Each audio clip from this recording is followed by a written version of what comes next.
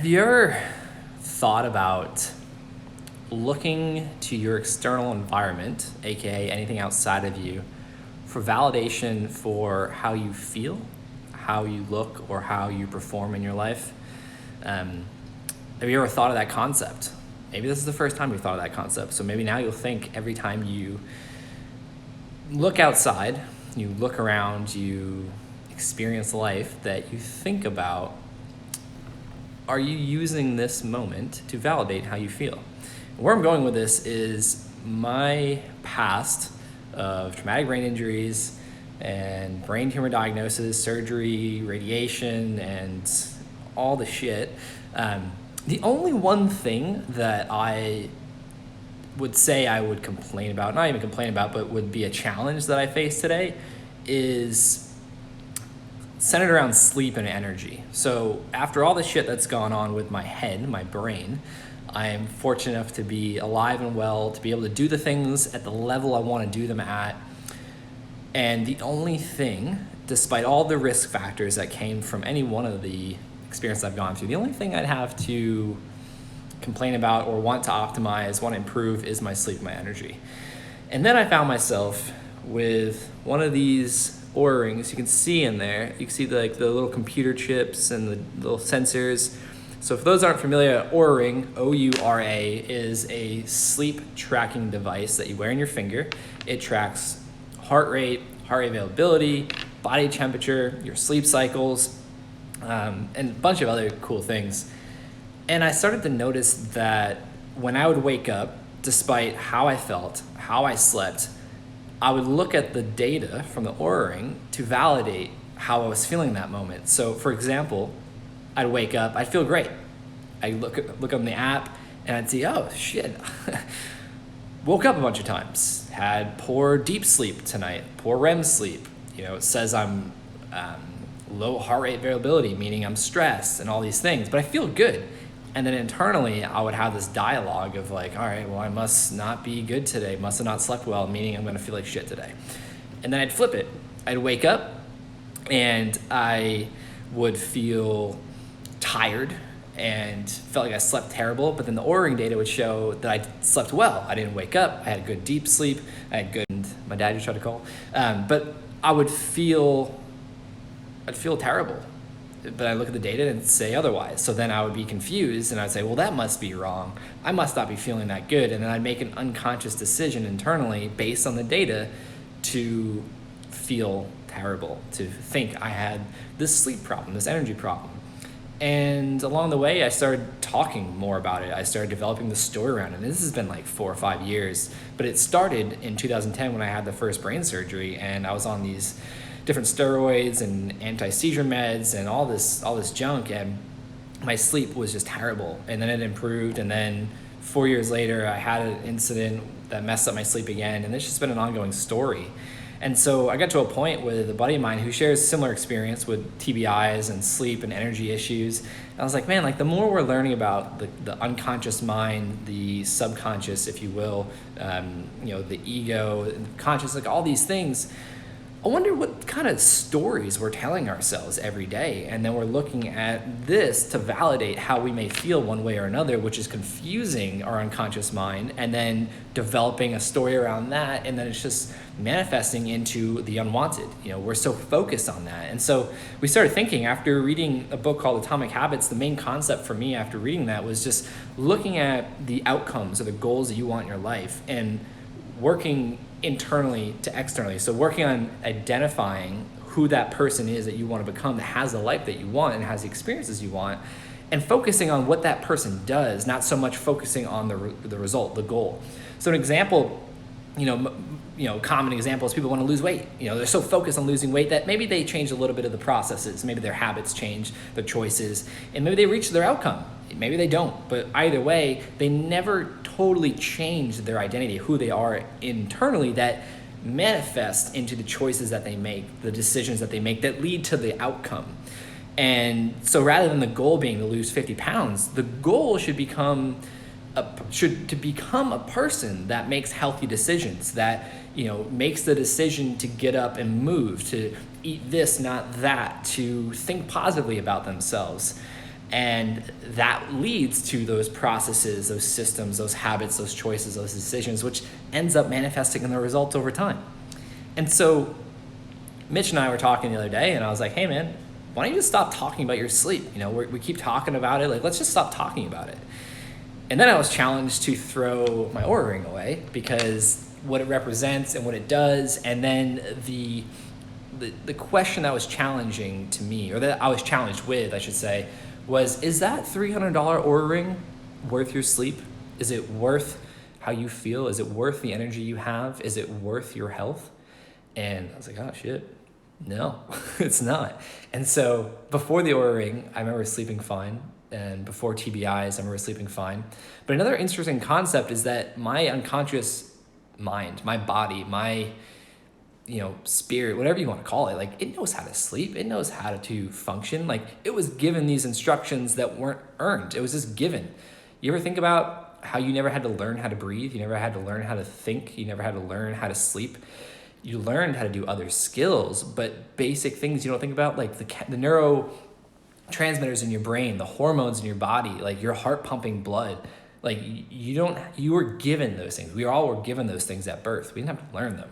And so it's just interesting to see how complex we as human beings make our lives, to where something like this, an external thing in our environment, can affect how we think deep into I think it's our cerebellum, where our unconscious mind lies, and how that can shift everything based on the chemical reactions, hormones, neurotransmitters, neuropeptides, things like that influence how we feel, which influence how we move or behave, or the decisions we make, and how that manifests into an unwanted experience, and that's why we set goals, to chase something we want, a desired outcome, a desired experience, things, people, whatever it may be. And so today I wanted to share with you guys that I'm going to toss this Oura ring and the charger in the trash and focus on rewriting a story for myself, focusing on identifying as someone that has good quality sleep, that has good quality energy. I do as much as I can in my known reality to optimize my health and my performance. And the one thing that I've always had a story around is around my sleep and my energy. And today I'm making a conscious decision to make a radical change to that I want to share with you guys. So I'm going to share that with you, and then I'm going to head out. But let's go and do this. I wanted to have extra accountability by throwing this away. So those that are just hopping in, if you go check it out in the beginning, I was talking about how external things in our environment validate how we may feel one way or another, or change how we feel. And for me, this Oura ring, which is a sleep data tracking ring, has been messing with me unconsciously to tell me I have bad sleep, or to confuse me if I feel like I had good sleep but data says bad, like all that stuff. So go back to the beginning, check it out. But yeah, here we go. There we go. So that was accountability I wanted to share with you guys. But also I want to bring up that point again, that we have so much stimuli in our environment from our senses, our sight, our taste, our smell, our touch, our hearing, and none of that's true. What's true is internal. And I made a post recently, I wrote a post recently about that, about how we have a choice. We don't have a choice in what happens in our lives. We have a choice of how we respond. We don't have a choice in what family we were born into, what society we were born into, what things we were given at birth, or the environment we lived in. But we have a choice of how we move forward. The first step, though, is becoming aware of this, becoming aware that you are at cause for your reality, not at effect to your circumstances or your environment. The only environment you're responsible for is your internal environment, which is made up of the way you think, the way you act, and the way you feel. That's it. And so people give me dramatic examples of like, what happens if so-and-so, or like, I don't even want to go into it, but like, what happens if this traumatic experience happens? Yeah, it's life. I mean, I've been through them. Like, I almost died many times, actually. I've flatlined before. I didn't ask for that. I didn't do anything to deserve that. I made a choice that led to that position and that time that event happened. But I also had two choices coming out of that. I could have chose to become a victim, be at effect to my circumstances, at effect to the events happening, at effect to what other people say, or what other people think, or at what I try and fail at. I could be at effect to that And I could have given up, could have played the victim role. Why me? Why is this? And I did that. When I was first diagnosed with a brain tumor, I thought, why me? What did I do to deserve this? Am I a bad person? Initially what I thought, and then fear of death was what took over after it consumed me. But I made a different decision.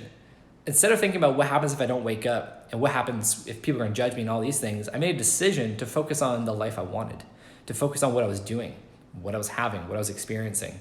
And that's being at cause for your reality. Again, we can't control even our efforts, what that's gonna yield, but we can control how we respond to things. We can control how we act. We can control how we show up, which is gonna affect other people.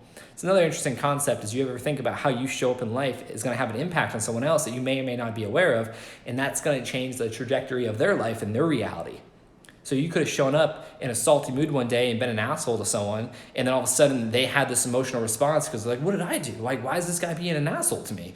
And then that maybe set them off from a past emotional trauma in their past that they remembered physically, not consciously, but their body remembers, their mind remembers, and then they make a choice that ends up affecting someone else later down the road, and then their whole reality has changed. And that's a deep, deep rabbit hole to go into, but basically what I'm getting at is understand that your environment, the things you see, the things you hear, the things you feel, as in terms of touch, all these things, that's not the true self. Your true self is within you, your internal environment, and you are responsible for how you respond to life, how you show up, and no one and nothing else is responsible for your reality. Not to say bad things don't happen. That's out of our control. We don't control life. We control ourselves. So I appreciate you guys. If you listened this far, I wanted to share some accountability by getting rid of a piece of evidence in my environment that persuades how I feel and how I think. And percentages came up. So that's 2 pauses, but I appreciate you guys hopping in here. And I just encourage you guys to think about, if you haven't before, or if you already are understanding this concept, just think about how you're responding. How are you going from setting a goal and procrastinating or giving up or pivoting program to program, goal to goal, or all these things. And if it's based on something you're seeing, hearing, or feeling in your external environment, because for me, that was a game changer. Understanding my reality is my responsibility. Not to say bad things don't happen, but how I respond as a human being, as a conscious human being, it's my responsibility. It's my choice. I'm at cause for my reality. So I encourage you guys to think that way and let me know what you think. Let me know what you find. Let me know what you experience, because in my personal experience, taking accountability for everything in my life, thinking differently, looking at the external environment to see how that's cueing me, how it's triggering me, how that's building these unconscious stories, that's been everything for me. And I've been able to radically change my life, and it started with the 3rd brain tumor diagnosis and understanding I could do something with this. I don't have to feel sorry for myself. I don't have to feel bad for myself. I don't have to play a victim. I can do something with this to help other people, but most importantly, help myself. Like, help myself get out of this rut that I was in and get to a new place, which led me to leaving BMX, which certain people are confused about why I stopped riding and competing, and certain people have their own stories. But at the end of the day, it was for me to progress to another level with my own consciousness, my own reality.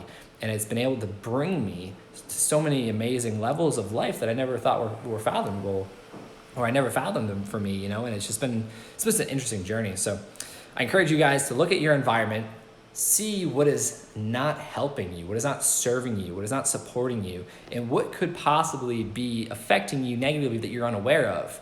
Because once you become aware of it, you can make a choice. You can get rid of that stimulus, you can get rid of whatever environment you go into, and you can change it. Now, some people may say, well, I can't go to a different job right now. I got a family to support, or I can't do whatever it is. It's like, you can reframe things. You can become aware. You can change how you respond. You can change the internal dialogue and story you have about yourself, which is going to, in return, affect how you interact with people, interact with experiences, and things like that. So I'll save more on that for another time, but I just wanted to share that with you guys. I appreciate you guys, and I look forward to talking with you guys soon. And if you guys have any thoughts on this, shoot me a DM, comment on my last, I put up like a Twitter screenshot of talking about at cause or at effect. So I just love to hear what you guys have to say and what you guys think, and what, most importantly, what you guys find in your day-to-day with just becoming more aware of how you're reacting, how you're showing up, and what things are triggering you in which ways. And again, appreciate you guys. Talk to you later. Peace.